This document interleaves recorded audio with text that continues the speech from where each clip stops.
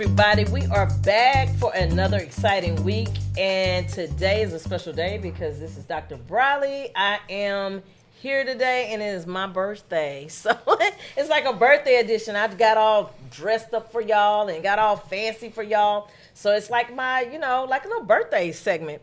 So today you'll get a chance to meet the producer behind the scenes that makes everything so glamorous for me, that makes it all nice and makes it pop.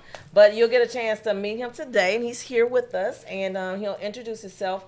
But I want to say thank you to everybody because, November is a month of Thanksgiving. It's a month of reflecting and remembering what's going on in the world and how things are shifting and changing in your life. You usually slow down in the month of November to try to reflect, gain traction, especially in real estate. If you have some properties that are not selling, or you have property management stuff that is not giving you the biggest bang for your buck, you do sit down and you start to be very thankful for those clients and customers, but you reevaluate what you have going on so you can make better assessments and start your 2026 year off with a big bang. So that's what a lot of people in real estate do. They take those November and December times to really reflect. It's fourth quarter, and you start to think about all of the stuff that you were doing and what worked and what didn't work. So nevertheless, we got the producer here today. And tell the people who you are. I'm Caleb Ashe. I own Bunkhouse Studios. Okay. And so, you do an amazing job. Everything you see. I appreciate that. Yeah, everything you see is pretty cool, behind the scenes. We'll do some more behind the scenes clips so you'll see it. We do have a couple of bloopers that we've done before. But this is pretty what we're here to do, and today is a birthday edition. So well, let's get started. He's going to actually interview me, y'all. He's going to interview me, not me interviewing everybody. So I can't wait. I'm pretty excited. I don't know I didn't even ask for the questions in the beginning. So this is like real live, raw material. So it's going to be pretty exciting. So, okay. So what we got going on today? No, I wanted to kind of just get like from start to finish, and obviously you can summarize, but like how did you get to this point of owning your own real estate maintenance business, and how did it get here? Because I know you didn't start there. I know you have a history, an array of roles that you've played over the years. Right. So, yeah. Wow. Okay, so it started when I was a itty bitty baby. She's like, let me start from the beginning. I was born by the riverside. No, actually, that is a really good question because my journey in real estate is like amazing because I started out as a banker. Okay. And the bank is not in existence. I don't know why everything I talk about is like gone, like almost dinosaurish. It was Bank One, but before Bank One, I worked at a bank called Green Bank. It was in Kingwood, Texas. And so my love for real estate kind of started there because I was just always involved in watching transactions, people coming into the bank, making loans, the ratios to get a loan. Mm-hmm. I enjoyed both sides. So when I first got into banking, I was on both sides. I kind of started I know the story is like, it needs to be like a lifetime story almost because, I started in the mail room and then I worked my way up, became a teller, and just learning every entity of the bank. So literally every part of the bank, I ended up leaving the bank after 14 and a half years, but I left on a very high note, which I was a senior VP over risk management for JP Chase internationally. Okay. So that whole career of 14 and a half years, just going through different departments, watching different stuff, working in the mortgage department, working as a loan officer, working as a personal banker, just working, and seeing all of the different aspects, which made me more curious. That's what made me kept navigating. So I left the field of the radio industry. So I used to be a personality a long time ago on a radio station, and then I said, man, I don't like doing these. We used to have to do these street beats where you bring like roll up flyers and you try to pump up the events and stuff. Yeah. And that was at nighttime, and I was a very reserved girl. And so that was, being out at night like that all the time at the clubs, that I was like, that's not really my lifestyle. It was fun, don't get me wrong, but it just wasn't my lifestyle. So I was like, okay, let me find a real job. And that's kind of how I ended up in banking. A friend's mom was the branch manager, hired me, and it just kind of went that way. Nice. Yeah. Yeah.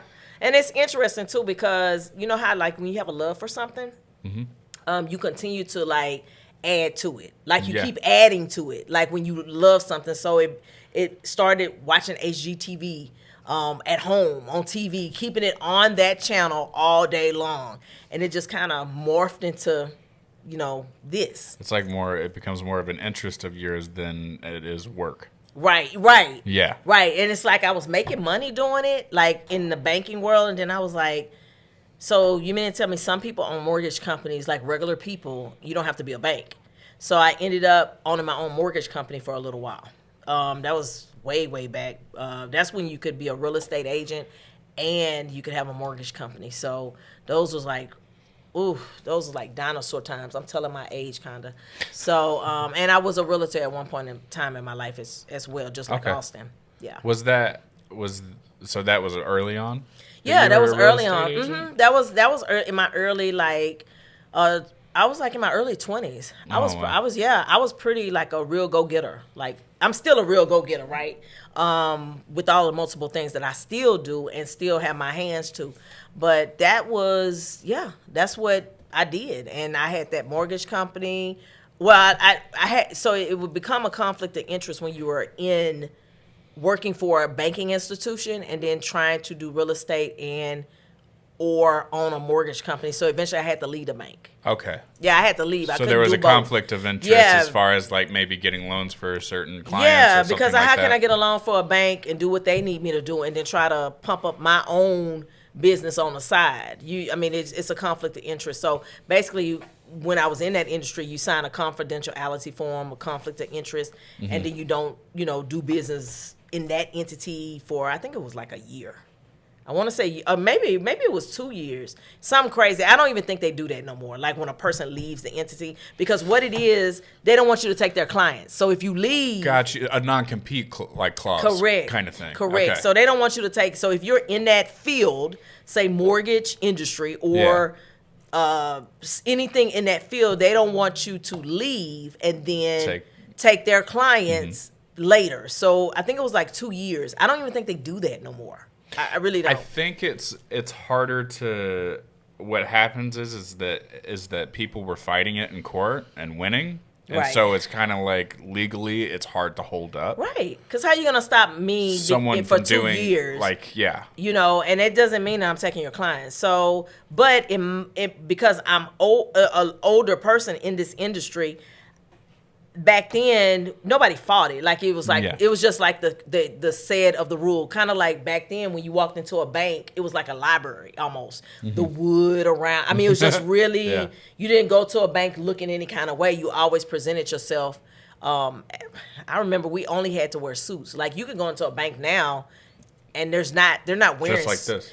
Or a polo, anything. Like you don't have to. And I remember that we had to wear pantyhose. We had to have high heels on. We had to have suits on. We had to have a handkerchief or. You're talking about like working for the bank. Yeah. So it was on. So that's what I'm saying. So I think those kind of clauses that they have, they don't have that kind of stuff now because you don't even have to have that type of dress code. Yeah. Even the bank don't even have wood grain, around the bank and looking like a library. So things have changed in the banking industry. I think they changed when they started putting plexiglass up. Like when they started putting plexiglass up, it was like, it's time for me to go. This is getting too unprofessional. This is not right, people. I'm gonna open up my own. We're gonna look good. I just decided to lead the industry. I knew I got a lot of information, and it was good. So it was like, okay, now it's time to go because I have everything that I need to figure out what I want to do. I love real estate, so and I was buying properties in my 20s. I was buying properties in my 20s. Like, not just did Was I it have like a house. on the lower end, or was it like? No, it was like, on low. Like, I was buying land. Yeah. Back then I was buying land for a penny. No. And the penny got destroyed November 12th. No. No, that's the truth. But no, so it was interesting because nobody told me that I should start doing it. I was just watching people. So I would watch, there was a news anchor person that lived in Kingwood. Gosh, I can't remember his name now. And he would drive in, and he would always, every Friday, have these big, huge checks that he was depositing. I'm like, what does this man do? So one time he came into the bank, and that's what our job was, to have conversations with people and try to get them over there to the CD or the IRA person, or, upsell somebody. Almost how McDonald's or anybody does. Yeah. And so we ended up having a conversation. He ended up telling me those checks were like residual checks from buying property and kind of flipping it.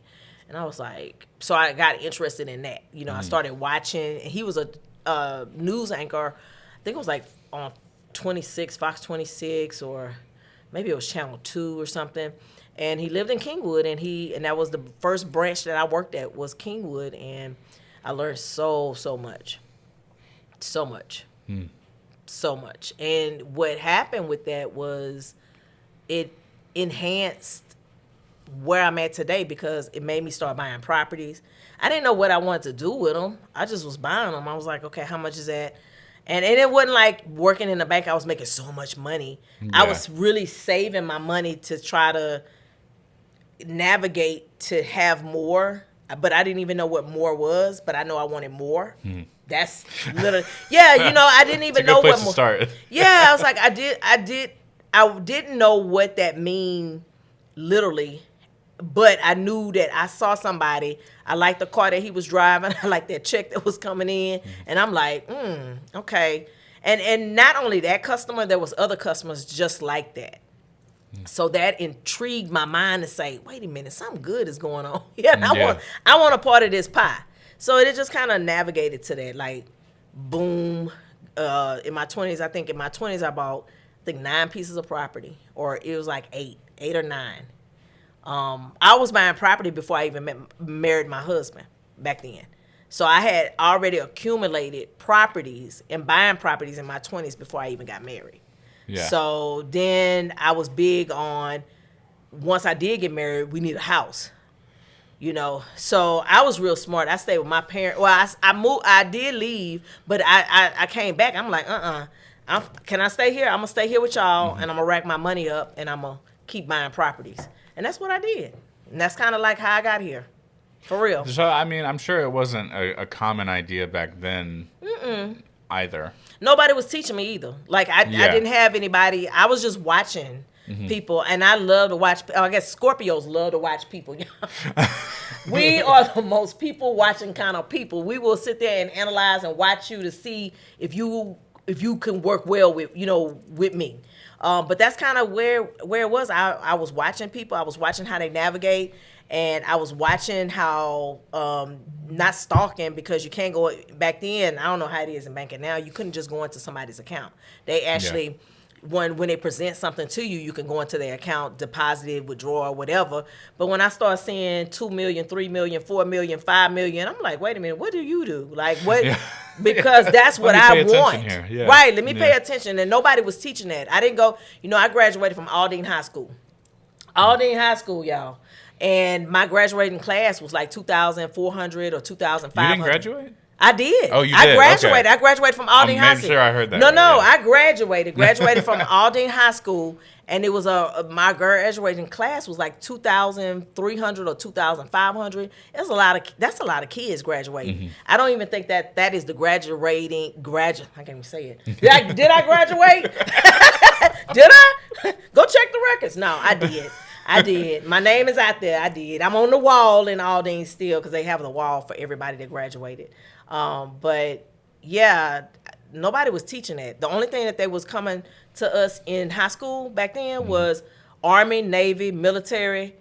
And I'm not that type of girl. I support our troops, and I thank y'all for what y'all do. So shout out to y'all. Shout out to Tuskegee. because that's for Bill Winston Ministries.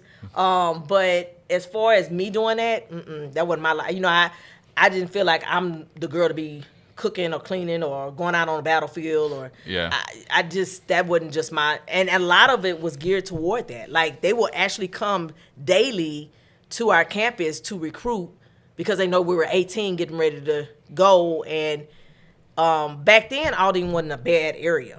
It wasn't bad. And now it's guns point now. You know, but when I graduated, the year I graduated, you know, we were champions, and we had Bill as the coach.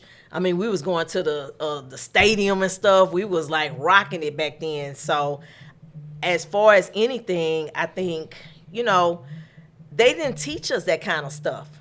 You know, they wasn't telling us, hey, you need to be in real estate, or we didn't have nobody coming to the school or no counselors talking about real estate or anything else. It was either be a teacher, or maybe you grew up in a household that had doctors and lawyers. Because like I said back then, not Al Green, what is his name? The Greens. I think he was a congressman. Boy, both of his kids went to school with me. No. And I can't even remember. So I don't know if they went into politics or not. But that's what I'm saying. It's either you had somebody in your house that was doing that, or, you know, and my parents were very, very hardworking people. You know, they were, you know, I guess we did very well for ourselves too, because we lived in a brick home out there in the north side during this time. So there was no one in your home that was like kind of set you on this path. You just I just jumped into it. Yeah, I just jumped into it because I loved it, and nobody led me to it. Like I wasn't led to it. I wouldn't talk like Austin. Yeah. When we talk about on the podcast, like he said, you know, his auntie, his grandpa, his mama, and don't y'all get me? Family come out and get me. But no, seriously, his whole family is real estate. So I didn't come from that. I didn't come from that. I just came from that. I wanted to do something or multiple things. I also felt that you don't have to do one thing. You could do multiple things. And see, back then it was taught to do one thing and do it good. Yeah. Period. Like, go find a good job. That is the old school thought. Right. It's what I always got from my dad. Right. You get you a good job and you stick, you know, you do that one job, that one task, and you be proficient in it and you be the best. But that wasn't really my lifestyle. Like, I always did multiple, you know, jobs that were like not in sync with everything else. And I think that's what, to be honest with you, what made me who I am currently. Yeah. You know, I mean, it's a testament of just doing a bunch of stuff. When Dr. Briley first came to me and she was telling me what she did, it seemed like it was something different every time we saw each other. So it was a little confusing, and by the fourth or fifth time, I was expecting her to come in and tell me she was a fighter pilot. So I was like, okay. She's like, I owned a jewelry store. Yep. I did this. I did that. And I'm like, floral shop. Okay, well, is there anything that you haven't done? Right. And that's what I was saying. You remember I had told you, I said, like, in life, you get one life. Like, you get this one shot, this one life. And that was bedded in my head. That's the only thing I probably took from high school was like, man, you get this one life. And when you get it, why you got to be limited to one thing? I mean, that was me. That was what way back then. I think you and I were really on the same wavelength. Because when I hear something like that, I just think, how boring. Yeah. How boring is that just to be this? And I'm going to tell you the truth. I watched my dad do it. Yeah. And my dad wasn't happy. Like, he was happy that but on Christmas, I swear to you not. I mean, I just literally, this is like tripped out. Like, my dad will work so hard at his job that on Christmas Day he's like this, like literally, and like we're opening. He had like maybe 100 gifts for us under the tree, but like he was knocked out. I mean, couldn't even keep his eyes open. So I just knew that I didn't want that. I didn't want that for me. Like, even though I work a lot and do a lot, I didn't want that. Like, I wanted to be, not to say that that's bad. Dad, don't take it wrong. My dad is still alive, and I thank God for that. And my mother. Yeah. But both of them worked really hard. So he worked so hard that my mother was a housewife. So she didn't have to work because it was a great steady flow. And everybody's like, what did your dad do? What did your dad do? Because I haven't said it yet. And that's on purpose. No. No, but my dad was a butcher. So Okay. we never not had meat. We had meat for days, y'all. We had steak. So some people ate steaks just for special occasions. We had steaks daily. I tell you no lie, seriously. Like, because he was a butcher. Yeah. And they used to come on a hook, and he would whole cow, and look where we live at, Yeah. and and think about back then, it was more rural. More people had cattle, and now the food comes processed. But my dad's retired now. He doesn't do all that. So no it's more. not his fault. No, it's not his Okay. fault, because he back in the day, it used to come on a hook, and I used to go to work with him. Yeah. And they come on a hook, and they spray it down with a water hose. Okay. And then they start cutting the meat. But that's a very, very, very laboring job. You have to be very strong to pick up that cow. type of and put it on a hook, and then let that hook keep going around, and you're chopping. So probably wasn't sanitary back then, but back then, you wouldn't have your kid at work. But I was at work with him, sitting on a bucket upside down, one of those Lowe's buckets or Home Depot buckets, whatever bucket, but flipped upside down, looking at my books and stuff, reading, because I was a real big reader back then when I was a kid. So I just wanted something different. I didn't want that lifestyle my dad had, even though it provided for us. I didn't want to be so tired like that. You know? Yeah. It's just like it lacked. It wasn't like there's no pride in how hard he worked. Right. But there was a lack of interest. Yeah, like, most people probably be like, especially daddy's little girl. I was the firstborn girl. I do have a sister. But I didn't want that lifestyle. Like, I mean, it was just watching him, and then kind of like fishermen, because I had a girlfriend, her dad was in Galveston, and he used to have a boat, and he would go out and get those red snapper. So of course we knew each other because my dad was a butcher. And so, back then people kind of traded off meats and stuff. Like, if you came back with 100 red snappers, hey, give me 10 out of there, and I give you some chopped, he even did pig, everything, some pork chops or whatever. So like a trade market. Yeah, kind like of a thing. trade back then, and food was a lot more savior and tastier than where it is today. I mean, I don't eat none of the beef no more. I kind of, beef and pork, I don't do that no more. But however, back then it was because it was like it was natural, farm raised or natural raised. So Like grass fed. grass fed, everything was grass fed. Now you didn't have to pay extra for grass fed. Like grass fed was grass fed, but now you got to pay extra for grass fed. You either gonna get the box that they fed it something, and then you're gonna get the grass fed that's like $400. You know, but yeah, that was the main thing for me. And so then after that, with my dad, watching him be so like exhausted, I was like, man. And I'm glad I thought like that, because I actually wouldn't change nothing I've done in my life. Nothing. Absolutely nothing. Because I just already had the vision that you don't, well, maybe you do, but in my life, in my blueprint of fingerprints, you don't just do one thing. You try to do multiple things. Yeah, it's kind of, for me, looking at that type of situation where someone's okay with just the norm. And the norm being you just go into a role and you work for somebody, and that's what you do for the rest of your life. And then on the weekends, you can go have some fun every now and then. Right. You waiting for the weekend. Yeah. Yeah. Nah. No, that's not it. The weekend should be every day. That's my mindset. Well, how can you possibly keep growing? And that's what I like. That's why I admire you, is because it's like you picked a place, you grew, and then you moved on to something to where it kind of like you took what you learned from the last thing that you did, and you expanded on it into another business. Right. And then you started learning from that business. Right. Right. And that's like that. You never stopped growing as a person. Right. Right. And that's good. Like, I feel for me, because it kept me grounded. I mean, I'm very thankful for every single thing that I have. However, you know, while I was learning and doing this, I would take away pieces. Like even so anybody that's a part of the BlueScorpion brand, we have a holiday party coming up, and actually it's tomorrow.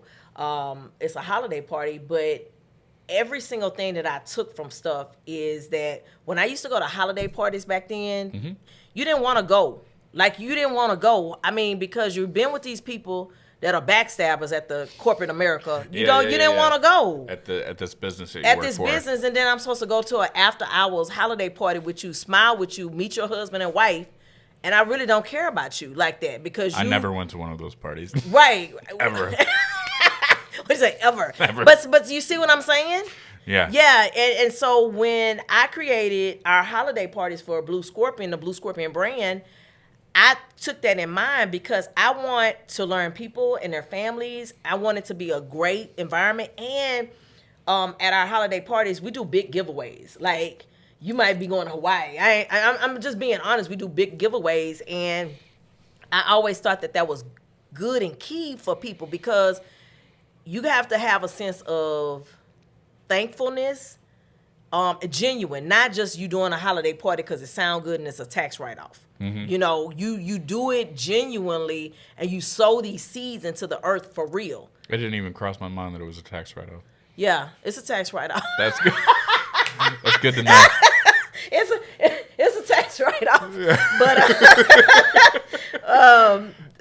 But you know, it's just interesting how I did, you know, take those different things, even to the point of in real estate, you know, just kind of taking bits and pieces and saying, okay, this is what I'm going to do in my 20s. And it wasn't really mapped out. Yeah.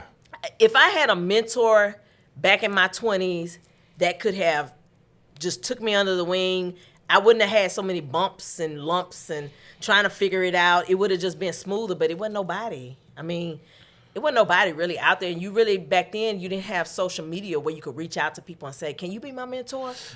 You know, you could do that now. Like, you could reach out to me and say, can you be my mentor? I'm going to say, I don't have time. No, I'm just joking. I mean, yeah, a mentor is good in some situations. Right. Well, it's good. A mentor is good for some people, but some people only learn from those bumps. That's true. And like, someone can tell you all day, but until you actually experience it just depends on the person. That's true, because there are some things that I had to experience myself, but I seen things, but then once you experience it, it puts you in a different, like, position to say, okay. Because one thing I do know about myself is I don't like pressure, but when pressure is applied, I come out shining. Like, that's one thing that has always happened to me. So it's like when the pressure is applied, it's not that I failed. It becomes I gotta do this no matter what. Like, there's no other option. Yeah. I can't sink. I'm not gonna die. I gotta figure this out. There's no way out but through. Right. Yeah. So it becomes like more of a drive to. Some people get like submissive and kind of sad and stuff like that. But for me, I don't like pressure applied. However, when it does, it brings out the best in me. You know, when my back is against the wall, it brings out the best in me. Yeah. You know, so and my back against the wall at the banking industry was, you know, I wasn't getting my raises. I wasn't getting the things that were due to me. And you wait till the end of the year to get this check, this bonus check, and you're hoping and wishing that you're at the mercy of the boss. At the mercy at the people that maybe within that week change their mind about liking you. Yeah. All of a sudden. Yeah. And now you don't even get your bonus. So I had to get myself out of that situation. To me, that's pressure. So I just quit. I just quit. I just quit because I was like, you know, and people thought I was crazy. I actually bought a brand new car and quit. I did. I bought a brand new car. I bought a Chrysler 300, and I quit.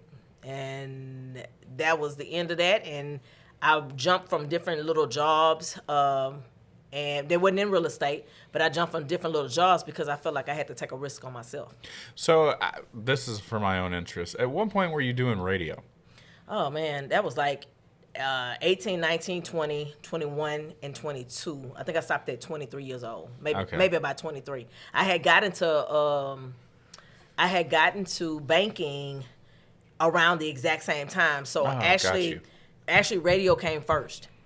Okay. Radio came first because I think it was my personality. It was a guy, what was his name? I think it was Joe Libios. I don't even know if he's still alive. He was an older guy. And the radio station back then was Kiss 98.5. Okay. I don't even know if people even know what I'm talking about. Yeah. They're probably Googling, what's she talking about? But that was like the first start. And it started as an internship. So somebody that in politics, and I was also in the role of maybe going into politics. What I wish I knew at the start. Trusting BlueScorpion Property Preservation Management Group with our commercial landscaping was the best decision ever. BlueScorpion Property Preservation Management Group has been transforming commercial spaces into green paradises. Our clients can't stop raving about us. Just listen to what they have to say. First client review. Our property has never looked this good. 5 stars all the way. Second client review. Professional, reliable, and simply the best in the business. 5-star service. From lush green lawns to vibrant floral displays, we've got it all covered. Our dedicated team ensures your property not only looks great but stands out. Third client review. Their attention to detail is incredible. Our landscaping has never been in better hands. 5 stars. Whether you're a business or an individual, BlueScorpion Property Preservation Management Group brings expertise, reliability, and a touch of magic to every project. Ready to transform your property? Join the 5-Star Club! Because at BlueScorpion Property Preservation Management Group, we believe every property deserves to shine. BlueScorpion Property Preservation Management Group, where properties thrive. So, you remember Gene, I think it was Gene Green's kids or something. I can't remember. But I was in that role of going into politics and doing volunteer work, and then I got an internship at the radio station. From the internship, it led to other stuff like working at the radio, and then, of course, they were like, you're a natural. Like, you could just talk on a mic and you could do that. So, of course, you get the bummed out time slot, right? The bummed out time slot. We're going to start you out when no one's listening and see 1 how you o'clock do. in the morning, you got one listener. One listener, 1 o'clock in the morning. So, but I was so interested because I was an intern and I was volunteering and doing all of that. Then my internship became paid money because they needed people. You need people in the radio industry all the time. Yeah. But then I didn't like different things about it. Probably, I don't want to expose it really, but it's just the industry had a lot of like bumps and humps for a young woman in the industry. Like, a young woman in the industry. It had a lot of vasts and turns. And it wasn't bad. It's just that I didn't want to see myself at the clubs every night, because eventually, to me, you pick up other patterns, Yeah. And that wasn't where I was. And then too, my parents was like, you need to get a real job. Like, okay, that was intern. Why you going into radio? Like, where did that come from? Yeah. So I think they were more scared that I was gonna, I don't know, morph into something else other than what they trained me to do. Yeah. So they probably was like, I gotta steer that car around, over here. But I think I would have did really, if I stayed in radio, I think I would have did really, really well. I think you would have too. Yeah, I think I would have did really, really well. I mean, when she started podcasting, she was a natural. So usually when someone starts their podcast with me, it takes like their first episode and then 15 minutes of their second episode before they find their footing. Before they find their grip and their like traction. It's like, okay, I'm holding on now. I got it. Dr. Briley just came and said, hey, I've been doing this forever. Yeah, it's like, hey, let's make this happen. But yeah, so that, I think they were more probably terrified that I was, telling them, hey, I got to go roll these posters up. We finna go. I think we call them street hits, street beats or something. Yeah. Is that the right terminology? Street beats or something that you go out and you put up these flyers and stuff. And you try to promote You know, you're giving out free tapes and Oh, back in the yes. day, Yeah, you know, yeah, you're giving yeah. out free tapes. And it's like, hey, we're at Walmart. We're in the parking lot of Walmart. Come on down, you know. And you're giving out tapes. You're giving out the posters of the actual celebrity that's going to come into the studio. And, you know, so you're promoting them all weekend long until, boom, they're here. Everyone tunes in. Everyone tunes in. Everyone's here. Everyone's paying attention, you know. So it was a lot of late nights of that. So I was like, oh, I don't know about this. Because you were working the daytime, and then you'll go home and get a little sleep and go get something to eat. And then at night, you know, and they always, and that, you know what I'm thinking about now, they target younger people kind of in that industry. And then as they get older, they phase them out and get somebody else younger again and do it all over again. Yeah. That's what I'm. Well, that's the entertainment business. Yeah. You get old, you gone. Yeah. So, but yeah, it was an interesting ride for me. And I would say that, like I said, I wouldn't change anything. And one thing about real estate too is, over the time of me having real estate and doing real estate, what I truly learned is that it's a value. Like, you should, if you can get your hands on properties and land.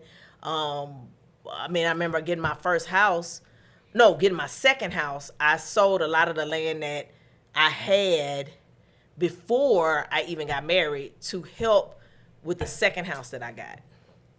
So, yeah, I mean, I bought the land in my 20s early, and then my second house, I was a little bit older, and that land matured good enough for me to help I think it was almost, and plus selling a house, I think it was like almost, I mean, it's not a lot of money now, but I think it was like $86,000 putting down on a house or something like that. I mean, it's not a lot of money now, but I mean, that's It for was a 20, Yeah, early 20s to make that kind of decision. It's very impressive. right, you know what I'm saying? I So, wouldn't think about that in my early 20s. 28, 29, thinking about, empowering yourself to have more.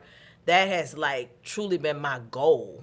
Like, that's always been my goal. And I said that in order for me to do it, I think I need to do it in the real estate world. But to be honest, maybe there is one thing I would have changed. Maybe I would have did both jobs because I'm a multitasker. Yeah. Maybe I should have did both jobs because I would have made more money to buy more real estate in the entertainment business of radio. Because you make, as you moving up, as you're doing stuff, you make more money. Yeah. So I could have used that money to create more. More investments. Yeah. Yeah. So going on to that topic, what do you think is where everyone's at in real estate as far as my generation, which is just full-on 20s? Okay. Right now, because my son is in his 20s. And so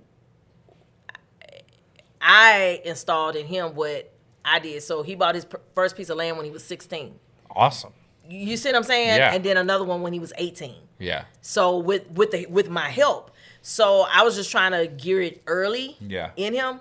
But when you talk about the generation now, to be honest, we kind of talk a little briefly about it, but they live in paycheck to paycheck. So it's kind of hard if they're going to make a decision whether they're going to, they have a family, whether they're going to buy food, because the inflation, things have went skyrocketed. They keep playing with the economy. They keep playing with stuff.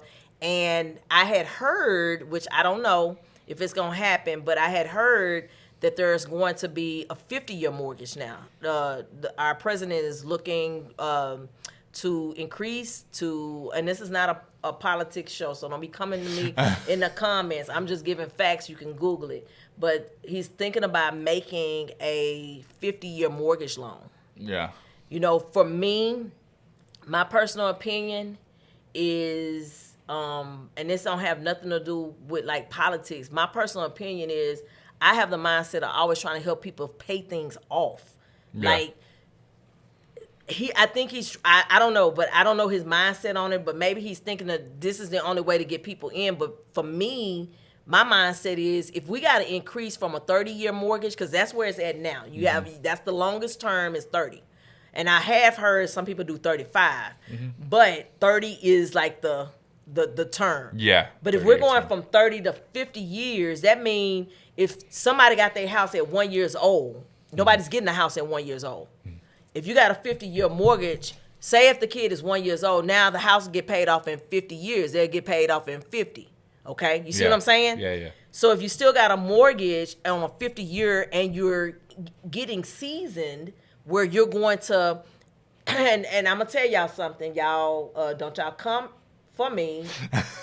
With what I'm speaking knowledge, thinking about this long-term thing, because if you do it, most people will be, say, getting their first house around maybe 28, 29. So then you say a 50, and then if you sign up for a 50-year, now I know you can refinance it, but you sign up for a 50-year, how are you going to be 100? Like 89, Yeah. 90? Yeah. And then by that time, you're looking at medicines. Can I afford the medicines? Yeah. And now you got a house note and medicine and the inflation going up and the taxes going up and the food. So when you talk about your generation which is my son too, is in the 20s, how's that feasible? How's that gonna make sense? How's that gonna make sense? I think it potentially, I mean, overall it sounds like a not so great thing as far as like going by the plan. But like you're saying, like refinancing options, as well as it being a win-win for the bank and the buyer. Right. Because right now they're throwing all of their money away. Right. Rent. And that should substantially lower Right. the cost of owning your own house. Right. Or It being should. in a mortgage. Should. Right. But then it needs to come with an educational tool of teaching someone that you have to, if you sign up for this 50-year mortgage, don't stay at the same job. You got to try to get better education on a trade school level or something, because if you go to college and get the loans, you're going to end up losing your house because they're going to pay them student loans. Yeah. So if you're doing this kind of thing for people, you got to educate the people on the best way to do it. Yeah. And that's probably about the biggest takeaway in real estate for me is you have to educate yourself, because if you take out a loan and then you never refinance, you take out a loan and then you start getting into student loans, you're going to have bankruptcy. Yeah. For real. I mean, that's going to be inevitable. You're going to bankrupt, and you say, well, that don't make sense. Why you talking negative? I'm not talking negative. I'm talking facts. Something going to happen. If you're making financial moves in general and you don't understand what you're doing, Right. you're probably going to go backrupt. Right, for real. So, yeah. For real, because It's facts. Yeah, it's facts. Because at the end of the day, nobody wants to go bankrupt. But No. at the same time, if we do this thing right in real estate, the true thing to do is, as soon as you're in your 20s, go out and purchase something, whether it's a duplex, and y'all staying in a duplex, and then you move from a duplex to a house, to maybe a townhome or a studio home. But jump in there right away, and don't say, oh, well, I'm only working at Amazon. Inflation is not going to stop. It's going to keep going. Life is going to keep going. Yeah. So there's never a right time. Yeah.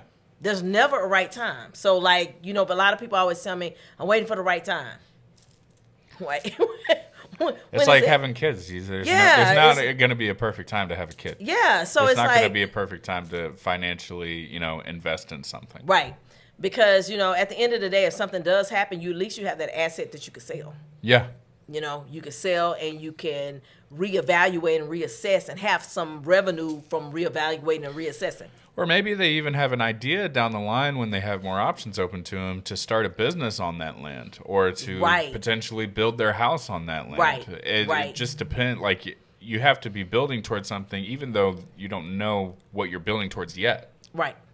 So getting in that ahead of time is why I feel like you have had options to do the things that you do. Right. That's exactly. I had the options because of what I did, but I wasn't taught that. I just kind of fell into it and was intrigued, I guess, by somebody allowing me to ask them questions about, like, how do you do what you do. So literally, I I need my residual. I probably was the first one. You know how those YouTubers go up and what do you do for a living? I was already doing that. I need my money. I need my coins for that. But no, I was already doing that on a level of when they was coming to the bank. It's like, well, tell me more. As I'm doing that transaction, we talking, and they're like, oh yeah, I got half an acre over here, 0.25 over here, and I got this. And I'm like, okay, well, nice talk to you. Next time I see you. Same things, just trying to learn more. Yeah. So those are the keys to take away is learning more. And in the 20 generation is there's never a good time. Go ahead and do it. Yeah. Go ahead and do it. And I watched this guy, Gary V. Have you ever heard of him? No. No, he's pretty much like he encourages entrepreneurship. Okay. For young people. Okay.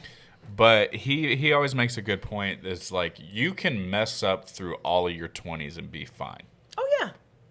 All of them, the whole 20, decade. Right. You can mess up. Even he says even 30 is still young.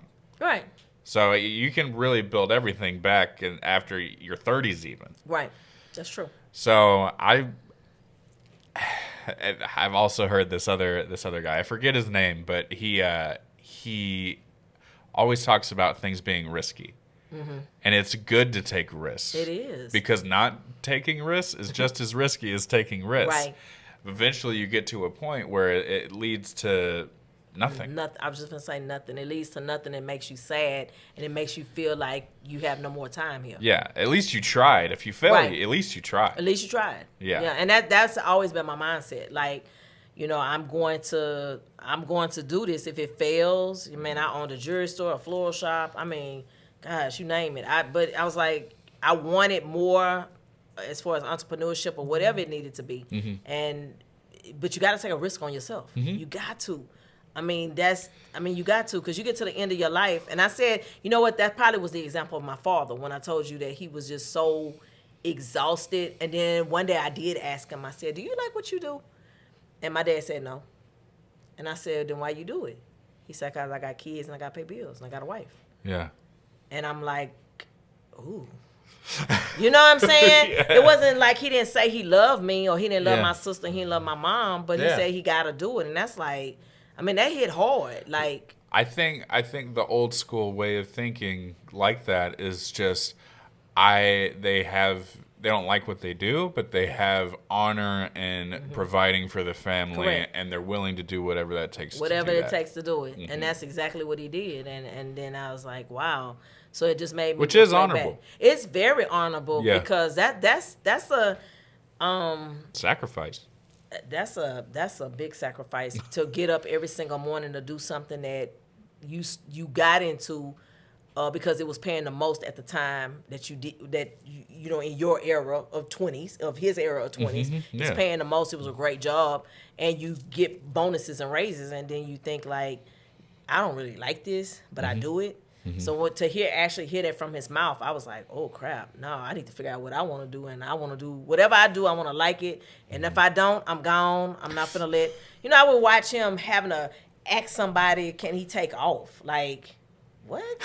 What? That's hard for me to comprehend as well. Yeah, that's all because you own your own production company, so it's kind of hard to think about that. You got to make a lie up to take off. Yeah. So it's like, no, this is not. And I think the funniest one is either on IG, TikTok, or something, where somebody's at the microwave and they pushing a button, they leaving a message for their boss, and it's going boop, boop, and they're like, hey, I'm at the hospital right now, boop, boop. I don't know if I'm gonna be able to make it to work, but I just wanted to leave this message for you. I'm like, that is hilarious. So, but that is kind of, that's kind of like being serious, that's the mindset of a lot of people, and that's why when I created my company, my real estate, I wanted to make sure that I had a love for people, and I always check on my people, always. Mm-hmm. And every time that I pay them, I also send a Bible clipping or something on their pay stub. So I mail out all of the pay stubs and have the girls in the office mail out all of the pay stubs, and I put like some kind of a book in there. It might be a motivational book, spiritual book, something. I don't know everybody's spirituality, but it's something that's good. Yeah. That, you know, when you open up your paycheck stub, you got this extra book or something to encourage you, or, you know, and all my employees said that they ain't never had nothing like that. They liked that. They thought that was, you know, pretty cool, you know? Yeah. So, but yeah, I know we're about to wrap it up, but any other things you have on this birthday edition? No, I just want to say, you know, thank you for teaching me. I sit behind the computer all the time, but I'm like, when you start getting interesting, I'm going to sit over there and take notes. Take notes. Yeah. I'm like, this is getting good. I know. I have a lot of interesting guests that I bring on this, and I thank you for that because, you know, allowing me to bring out a lot of interesting people on this show as I continue to bring out interesting people out here to the podcast. But it's just amazing the things that you learn from people and listening to them as they talk on the podcast. So I appreciate this birthday edition. And, you know, we're going to get ready to sign off, y'all, and tell everybody thank you for watching. Thank you for viewing us here today. Yes, it's November 17th, but you're probably going to see the podcast a little bit later, so it's okay. But it'll be in November. At the end of the day, you know, I always tell people, stay healthy, wealthy, and wise, and we will do the same. Bye.